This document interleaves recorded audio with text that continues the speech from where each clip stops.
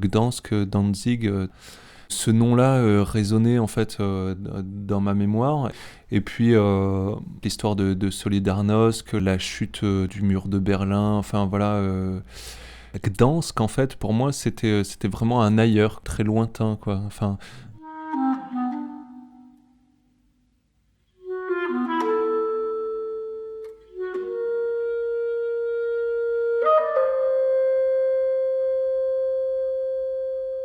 on voit très bien la présence de la ville ancienne.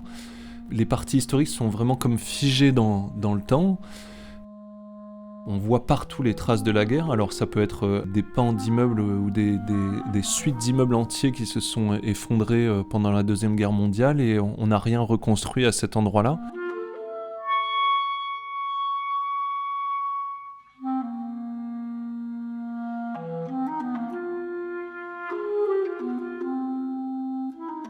Ces espaces vides, ces trous un petit peu partout, donnent à voir le schéma de la ville. Ouais, ça, c'est vrai.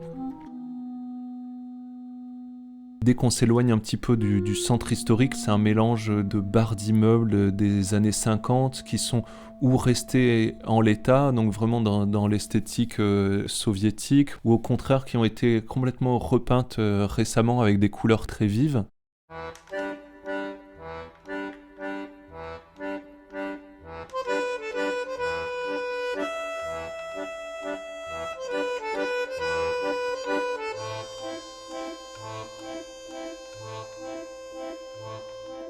Ce que j'aime bien penser, c'est que les choses se seraient arrêtées avant l'acte photographique et que la photographie ne vient que constater cette immobilité-là.